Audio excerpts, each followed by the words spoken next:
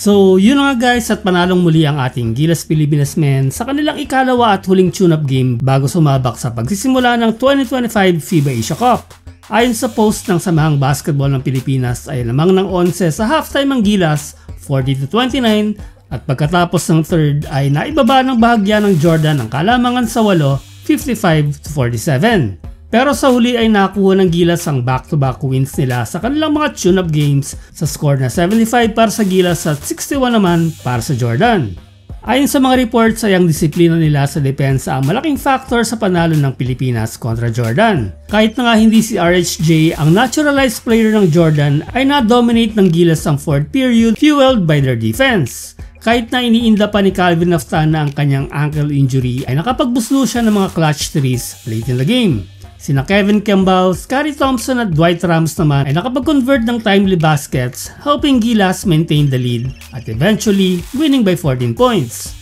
Wala tayong masyadong videos or photos na makikita online dahil na din hindi ito ni livestream sa kadahilanang para hindi ito ma-scout ng mga makakalaban natin. Well, so far so good ang preparasyon para sa upcoming games natin sa Group D ng Asia Cup.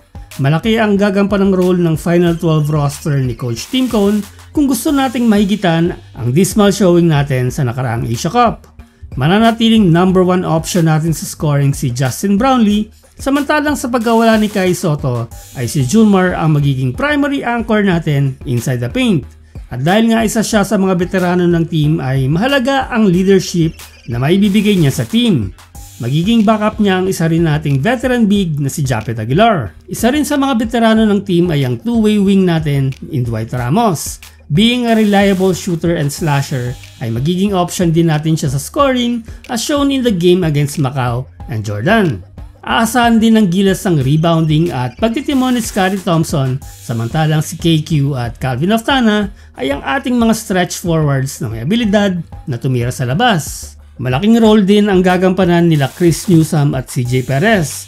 Pangungunahan nila ang transition defense natin, samantalang si Carl Tamayo at Jamie Malonzo naman ay ipapamalas ang kanilang mid-range and perimeter shooting at makakapagdagdag ng size sa depensa, especially at lumit ang ating lineup sa pagwala ni Kai Sotto.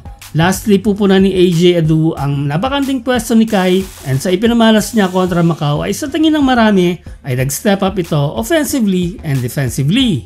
Nasa Group D ang Pilipinas kasama ang Taiwan, New Zealand at Iraq.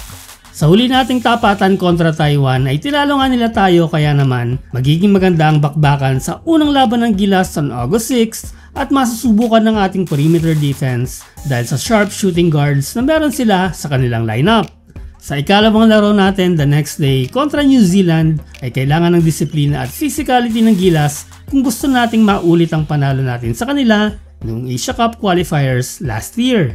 Nasa New Zealand guys ang momentum dahil panalo sila last Feb kung saan sa home court nila ginanap ang laban at wala nga din sa lineup si Kai Sotto. Ang huli nating laban sa group stage ay kontra Iraq. Balik Asia Cup ang Iraq pagkatapos nilang mawala noong 2022.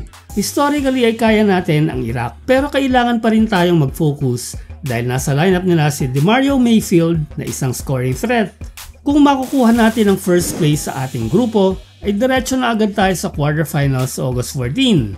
Pero kung second or third place tayo, ay sasabak tayo sa qualification for the quarterfinals knockout games on August 11.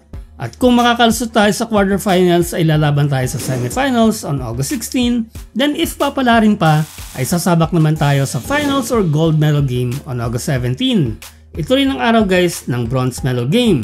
Ang magiging susi sa tagumpay ng Gilas ngayong Asia Cup ay ang kanilang roster depth, depensa at outside shooting.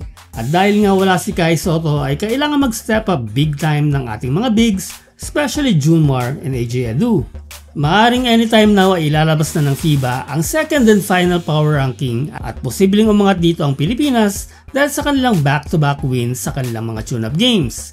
Pero lahat ng iyan guys ay mababaliwala na come game day dahil ika nga nila bilog ang bola at may mga games na masusurpresa tayo sa resulta, and let's hope na ang mga labang yan ay galing sa ating Gilas Pilipinas.